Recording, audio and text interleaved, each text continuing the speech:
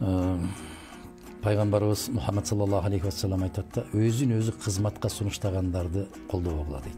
Кызматка койбогула. Койбогула дейт. Өзүн өзү сунуштагандарды. Жулунгандарды. Жулкунгандарды. Туура.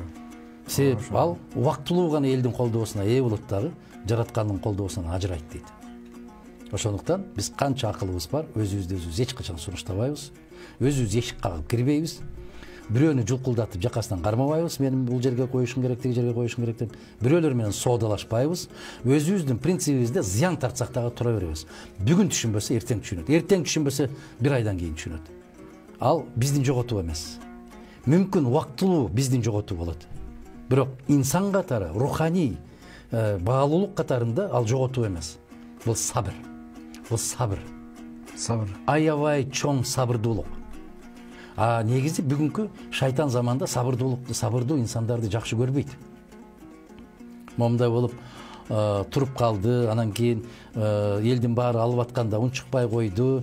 Менин партиялаштарымдан 1-2 чыкты. Элдин баары акимчиликтерди, мэр шаардын жетекчиликтерин басып алып, биз эмне кылалы деп. Бирөөң бир кадам жылбайсың деди. Биз мындай жол менен кирбейбиз. Эшик турса тешиктен секирген партиялардан эмеспиз.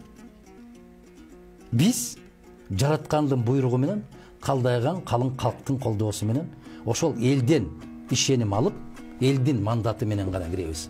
4-5 кишинин жүгүрүктөрү менен кирбейбиз.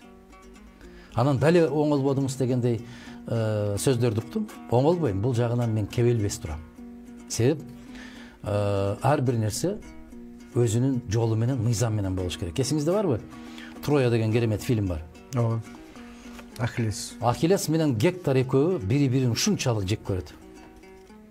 Ушунчалык экөө эриөлгө чыгып чабышып атканда бир ашыктай болгон таш, жылкынын ашыгындай болгон ташка чалынып, Гектор кулап түшүп атат.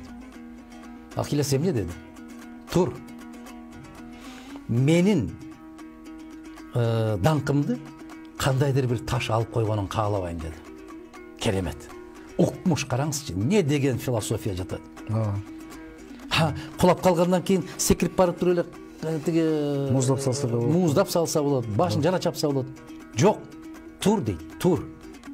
Сен тур, экөөбүздө бирдей шарт болсун. Кулап калган кишини өлтүрүп алып, мен атагымды чыгаргым келбейт. Анда менин атагым тиги ташка өтүп кетет дейт.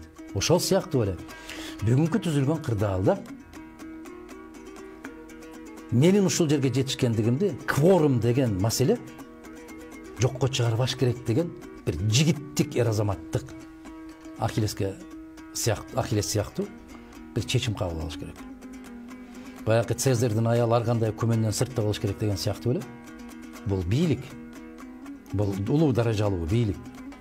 Андай жерге күмөндүү жол менен барып калдым деген сөз болбош керек да, кандай дейсиз? Туура. Мына ошол, эгерде Ахиллес Гекторду кайрадан тургузуп, кайрадан экөө эриөлгө чыкпаса, 3000 жылдык тарыхы бар бул эпопея айтмакта, Гектор тиги ташка чалынбаганда Ахиллес утулмак деген сөз 3000 жыл. Тарых башкача жазылмак. Тарых башкача жазылмак. Ахиллес болуп калмак эмес. Ошондо кеп ошондо да. Бул тарыхта калам деген кишинин тарыхында, өмүр баянында, кандай деп айтабыз билбейм. Ушул шайланып аткан мезгилинде эч кандай шек саноо, күмөн болбош керек да. Мына ошондо күчкө ээ болот.